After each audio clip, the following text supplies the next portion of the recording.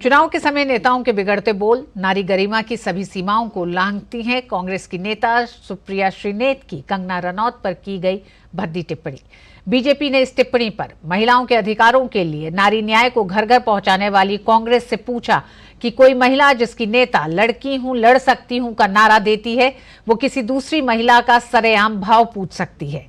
अब सुप्रिया कह रही हैं कि दरअसल कंगना रनौत के लिए की गई टिप्पणी उनकी नहीं है, बल्कि किसी और ने उनके हैंडल से ये टिप्पणी पोस्ट कर दी है। इन आपत्तियों को लेकर राजनीतिक दल चुनाव आयोग तक भी पहुंचे। मंडी जिसे छोटा काशी कहा जाता है, पूरे विश्व में छोटे काशी के नाम से प्रसिद्ध है, जहाँ पे ऋषि पराशर से लेकर ऋषि मार्कंडेय जी ने तपस्या की है, उसके बारे में इतनी भद्दी टिप्पणी, तो हम सब मंडी वासी जो हैं वो बहुत ही कष्ट हमें हुआ है इस चीज को लेकर। ऋषि मुनियों की धरती और छोटी काशी के रूप में विख्यात मंडी और वहां से बीजेपी उम्मीदवार कंगना रनौत पर अपमानजनक टिप्पणी कांग्रेस के लिए गले की फांस बन गई है। पूरे मामले में पार्टी की प्रवक्ता सुप्रिया श्रीनेत की सफाई भी लोगों के गले नहीं उतर रही है और अब कांग्रेस पशोपेश में है कि जो तीर उनके सोशल मीडिया हैंडल से छूटा है, आखिर उसका रुख किस तरफ मोड़ा जाए। डैमेज कंट्रोल के तौर पर हिमाचल प्रदेश कांग्रेस की महिलाओं को सामने आना पड़ा। उन्होंने भी कंगना को मंडी की बेटी बताया। कंगना जी की बात है, वो हिमाचल की बेटी है और कांग्रेस का तो हमेशा से विचारधारा रही है कि हम लोग सब महिलाओं का मान सम्मान करते हैं। हिमाचल देवभूमि है, देवी देवताओं की भूमि है, तो ऐसी कोई भी ऐसी बात नहीं है और इस बात को यहीं पे ख़त्म कर देना चाहिए, क्योंकि उन्होंने खुद सामने आके क्लैरिफाई कर दिया है कि मैंने ना मेरी कभी ऐसी सोच थी, ना मैंने कभी ऐसा किया, और उन्होंने इसकी शिकायत भी दर्ज की है।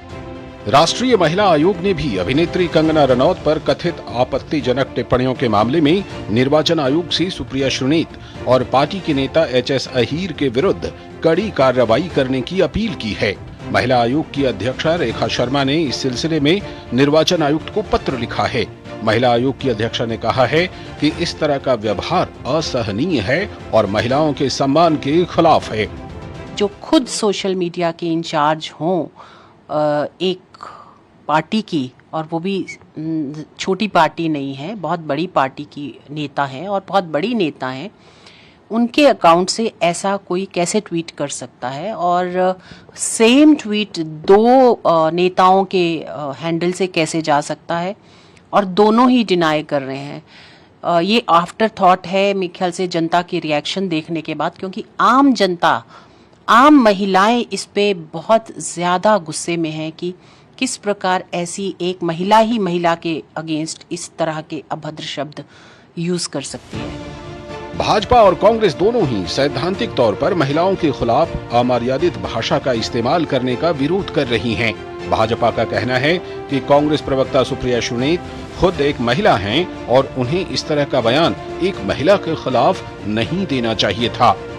आप ये समझिए, जो सोशल मीडिया की चेयरपर्सन है वो कह रही है उनके अकाउंट कई लोग डील करते हैं। बहुत साफ है कि कांग्रेस की जो बातें हैं, इनके अकाउंट्स कहां से डील होते हैं, ये देश को समझना चाहिए। कौन कौन सी शक्तियां डिजिग्नेटेड डिजाइन मैसेजेस भेज देती हैं जो सीधे एज इट इज कर दिए जाते हैं, ये अपने आप में इस बात को प्रमाणित करता है कि कांग्रेस और इंडी गठबंधन किसी अज्ञात शक्तियों के हाथ में खेल रहा है। सुप्रिया जी ने बहुत साफ तरीके से बताया क्या हुआ। कांग्रेस पार्टी का इस पे बहुत सीधा सीधा समय है। ये बिल्कुल ऐसी चीज है जिसका सार्वजनिक रूप में ऐसी भाषाओं का कहीं कोई जगह नहीं है। सुप्रिया जी ने खुद कहा है कि जिससे भी हुआ है वो गलती हुई है, उन्होंने एक्सप्लेन भी किया। मेरे ख्याल से वहीं हमको मैटर रखना चाहिए। इस बीच भाजपा नेताओं ने दिल्ली में चुनाव आयोग से मुलाकात कर भाषा के गिरते स्तर पर लगाम लगाने को कहा है। नहीं होनी चाहिए ना, उसमें नहीं होनी चाहिए, ऐसी भाषा के इस्तेमाल नहीं होना चाहिए।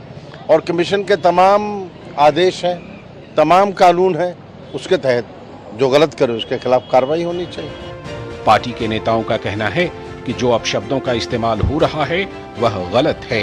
यह चुनाव है, कोई जंग नहीं। इसमें मर्यादा का निर्वहन जरूरी है। चुनाव के मौसम में नेताओं की भाषा का मामला पहले भी उठता रहा है और इस बार भी ये मामला फिलहाल चुनाव आयोग के पास पहुंच गया है। अब देखना यह है कि आयोग इसे रोकने के लिए क्या कदम उठाता है। अनुज, शैलेंद्र और ऋषि के साथ ब्यूरो रिपोर्ट, DD न्यूज।